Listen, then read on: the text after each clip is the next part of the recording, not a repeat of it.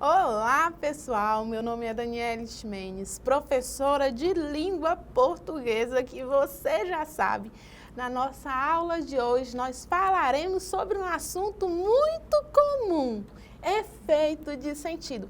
Isso mesmo, professora, eu já ouvi muito falar sobre efeito de sentido, mas eu quero aprimorar o meu conhecimento, eu quero revisar, eu quero entender o que de fato é esse efeito de sentido. Então fica comigo aí na aula e acompanha na tela.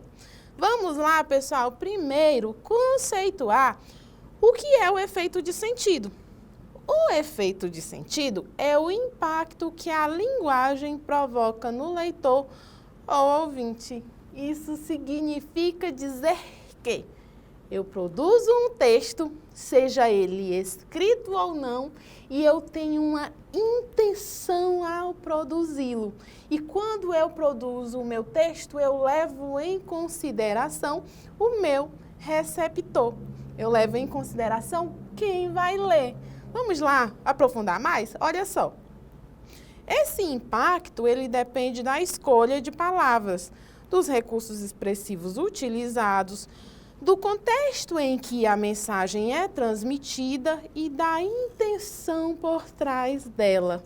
Em outras palavras, é a maneira como a linguagem afeta nossas emoções e percepções.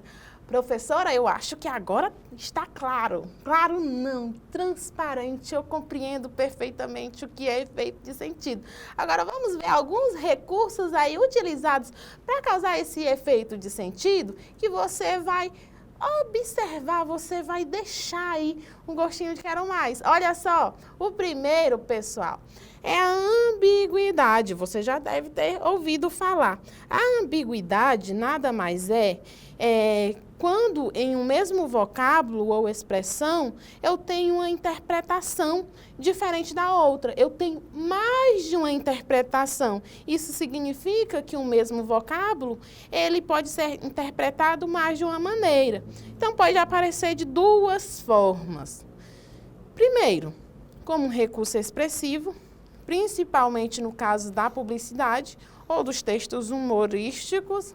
Observa aqui que a ambiguidade é um recurso bastante utilizado quando nós falamos na questão da propaganda, de textos promocionais, que levam em consideração ali um trocadilho, um humor ali. Inclusive, nós falaremos de humor daqui a pouco, mas leva em consideração esse aspecto. Então, esse é o ponto positivo aí, diria eu, da ambiguidade. É um recurso muito utilizado quando se quer causar aí um humor. Em outro aspecto aí, olha só o segundo. Como um defeito na construção, prejudicando a clareza da mensagem. Aqui a gente já tem uma outra visão, pessoal, acerca da ambiguidade.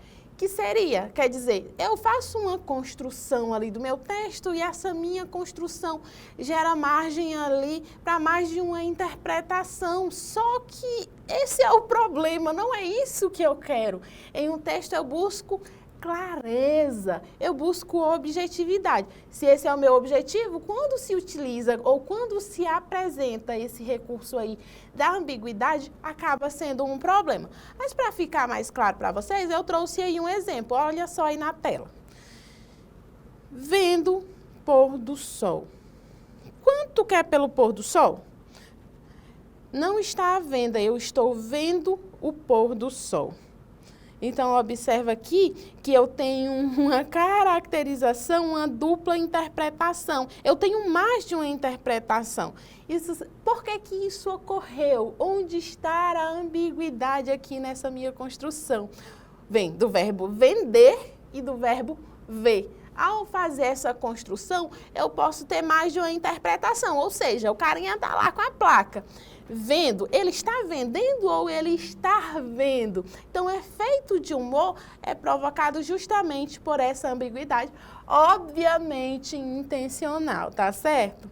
Em seguida, pessoal, a gente tem o duplo sentido. O que seria o duplo sentido? O duplo sentido é um recurso expressivo em que as palavras, e expressões utilizadas possuem diferentes interpretações. Muita gente confunde ambiguidade com duplo sentido, são coisas diferentes. A diferença do duplo sentido para a ambiguidade é que muitas vezes a ambiguidade não é intencional, enquanto o duplo sentido ele é planejado, visando principalmente um humor. Costuma-se falar em duplo sentido principalmente para construções em que há duas interpretações possíveis. O sentido literal, mais ingênuo, e o segundo sentido com um fundo sarcástico. E aqui você precisa ter um conhecimento aí mais aprofundado de língua portuguesa. Sentido literal e sentido figurado. Conotação e denotação. Observa que esse recurso ele é importante para a construção do duplo sentido. A questão é que, quando se utiliza esses recursos aí, ou o recurso do duplo sentido, normalmente é em temática ali que é sensível ao público, quer dizer, vai causar algum desconforto ou alguma rejeição por parte de alguns leitores e por isso não se apresenta de forma tão efetiva ou tão corriqueira, olha a palavra, coloca aí no seu vocabulário, tão recorrente quanto a ambiguidade, mas não deixa de ser utilizadas também, principalmente aí nos textos propagandísticos, tá? Nos gêneros propagandísticos no geral, que visam aí o meu receptor, tá? Em seguida, pessoal, olha só o que é que eu tenho. A ironia consiste em utilizar uma palavra ou expressão atribuindo-lhe diferente sentido ou significado de acordo com o contexto e assim gerando o efeito de humor. Na construção de um texto, ela pode aparecer em 3 modos: ironia verbal, ironia de situação, ironia dramática ou satírica. Na verdade, pessoal, ela aparece aí dizendo aquilo contrário.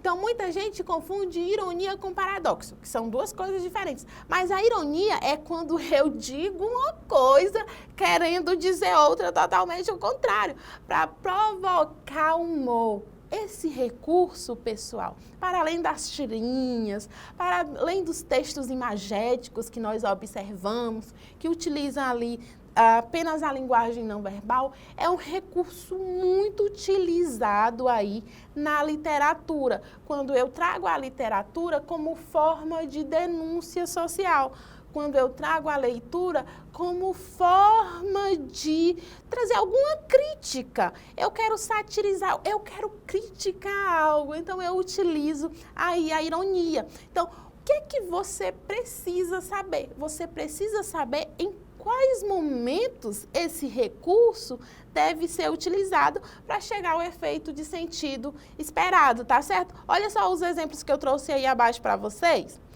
Diz assim: você é ateu? Sou, graças a Deus. No que consiste aqui a minha ironia? O que é um ateu? É alguém que não acredita em Deus. Mas olha só a afirmativa. Sou, graças a Deus. Quer dizer que irônico, não é? Então, observa aí que eu tenho nessa construção o uso da linguagem verbal, da linguagem não verbal, mas para causar um efeito.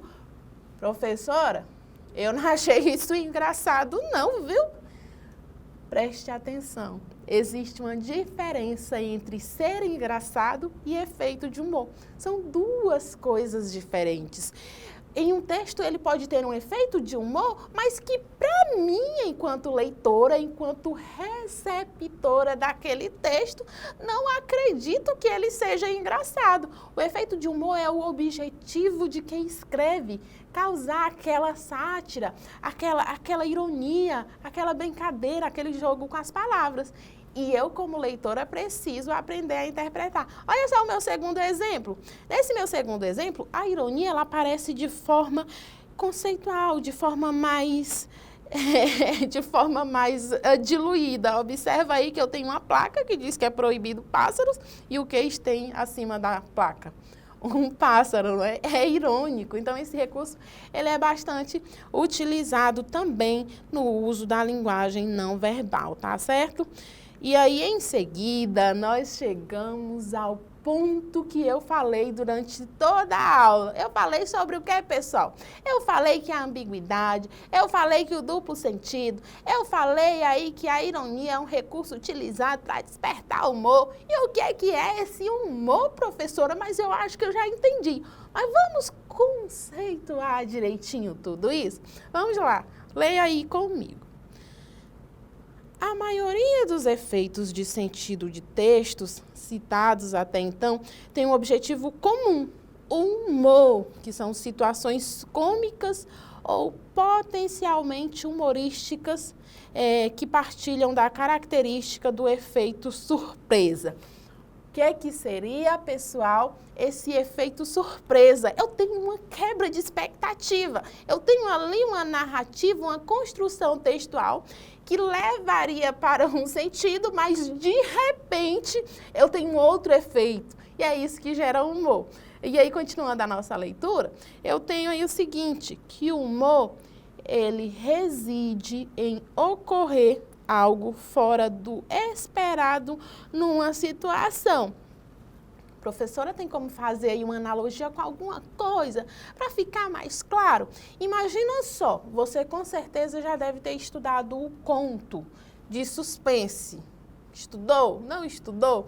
O que acontece no conto de suspense ali? Eu tenho uma quebra na expectativa. O meu final da minha história é totalmente diferente do que aparece todo o meu enredo.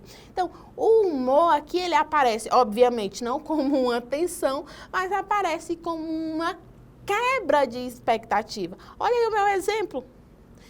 Diz assim, é uma tirinha, tá certo, pessoal, em que eu tenho esses recursos verbais, não verbais, e que a compreensão e a interpretação de quem lê, ela depende desses dois recursos, tá certo?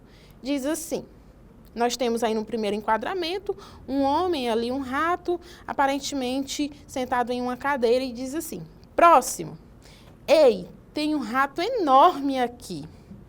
Tudo bem, você chegou antes. Observa que a quebra de expectativa, o humor ocorre justamente pelo último balão. O que é que ele diz aí no último balão? Olha só, acompanha aí comigo. Tudo bem, você chegou antes. É como se o rato também estivesse na fila. É como se ele também estivesse esperando ali para ser atendido. Então, esse é o efeito de humor. De repente, se eu tivesse ali uma tirinha mais extensa, esse efeito ele poderia aparecer como uma crítica social, como um problema relacionado à questão de saúde pública. Poderia, mas isso em um contexto mais amplo. Então, essa tirinha, ela nos permite interpretar apenas aqui dessa forma, tá, pessoal? E aí, o que é que eu trouxe para vocês? Eu trouxe uma atividade. Mas já, professora, com certeza. Por quê? Porque a nossa aula, ela leva em consideração o efeito de sentido, que é uma habilidade que você tem que aprender. E como isso se efetiva? Como eu identifico isso, professora? Fazendo interpretação textual. Olha só a nossa questão. Vamos primeiro ao comando, tá, pessoal? Diz assim. O efeito de humor presente nas falas das personagens decorre. Agora, vamos ler a nossa charge? Diz assim. E você, o que toma para ficar melhor? Eu tomo distância. Então, observa aqui que eu tenho um efeito de humor. Mas como isso é construído? Decorre do quê? Olha só as nossas alternativas. Letra A, da quebra de expectativa gerada pela polissemia. Já, professora, será que é essa? Você sabe o que é polissemia? É o duplo sentido, pessoal, a possibilidade de interpretação. Então, aí, olha só como esse recurso é utilizado. Então, essa aí é a minha assertiva correta. Vamos dar uma olhada nas outras? Letra B. Da ambiguidade causada pela antonímia. Eu não tenho ambiguidade aqui, tá? Eu tenho um trocadilho aí do toma, o que você toma para ficar melhor, e aí ela diz, tomo distância. Não é uma ambiguidade. Eu não tenho dupla interpretação, eu tenho mais de um sentido para a questão do toma aí, tá? Letra C. Do contraste provocado pela fonética. Professora? Contraste eu sei o que é, mas fonética. Pessoal, por que essa questão aqui ela está errada? Fonética tem a ver com como eu articulo para pronunciar as palavras. É uma parte da gramática normativa em que eu estudo o som. É isso que está em evidência. Por exemplo, quando eu estudo ali o alfabeto fonológico, A, B, C, D, todo esse processo de movimentação do meu aparelho fonador, ele é testado e movimentado de forma diferente. Esse é o estudo da fonética. E venhamos e convenhamos, não é esse o meu objetivo da minha questão. O humor não vem disso, não é mesmo? Vamos lá olhar as outras. Do contraste introduzido pela neologia. Nós não temos neologia aí. Letra E, do estranhamento devido à morfologia. Pessoal, morfologia, o que é a morfologia? Morfologia tem a ver com as classes de palavras. Observa, quais classes? Verbo, advérbio, artigo, substantivo. Então, a morfologia seria isso. E não é essa a nossa questão. Talvez seria algo semântico, com certeza, mas morfológico não. Portanto, a minha alternativa correta é a letra A, tá certo? Vamos à nossa segunda questão. Também é uma tirinha e diz assim: considere a tirinha do André para responder à questão. Vamos fazer a leitura. Diz assim: a busca eterna por felicidade fez crescer a indústria de medicamentos. A paz em caixinha foi assim que muitos encontraram alegria. Os fabricantes de remédios, por exemplo. Essa aí que é a nossa atividade. Vamos lá à nossa questão. No terceiro quadrinho, a fala do personagem, letra A, torna evidente os benefícios econômicos da existência da indústria farmacêutica para o conjunto da sociedade. Não, essa evidência de benefício que é apresentada ali, certo? Então, essa não é a assertiva correta. Letra B. Sugere que a indústria farmacêutica não distribui as fórmulas mais modernas e eficientes dos medicamentos que estão à venda. Será que a minha tirinha tem esse objetivo de falar que essas fórmulas, elas não são modernas e eficientes? Ou que não se distribui as fórmulas mais modernas e eficientes? Também não. Letra C. Explora a ideia de que pessoas mais felizes trabalham melhor e, por isso, dão mais lucro às indústrias onde trabalham. Obviamente que pessoas mais felizes trabalham melhor, só que isso não é apresentado na minha tirinha ali, né? Nesse meu quadrinho. Letra D. Insinua que a indústria farmacêutica pode estar mais interessada em obter lucro do que na saúde de seus consumidores. E aí, pessoal, é isso? Olha só, os fabricantes de remédios, por exemplo. Então, observa aqui que nós estamos falando de indústria de medicamentos, nós falamos de busca de felicidade e, obviamente, a minha assertiva seria a letra D. E na letra E, ironiza o fato de que os medicamentos vendidos são incapazes de curar os próprios donos da indústria farmacêutica. Então, aqui eu tenho uma questão que não se adequa ao que é solicitado no comando, tá certo? Então, pessoal, nós chegamos ao fim da nossa aula. E do que nós falamos, hein? Olha só, do que a gente falou aí na tela. Nós falamos que Quando se analisa os efeitos de sentido, eu preciso ter atenção aos elementos linguísticos, ao contexto e à intenção comunicativa. Portanto, nós falamos de identificação de recursos linguísticos, de interpretação dessas marcas discursivas, observação de pressupostos e subentendidos, comparação com outros textos e consideração do impacto no leitor. Tá certo, pessoal? Eu espero que você tenha compreendido que o efeito de sentido leva em consideração o texto, o emissor, o receptor e demais elementos da comunicação que constituem o processo de produção. Eu espero que você tenha aprendido muito nessa aula. Eu te vejo na próxima. Tchau!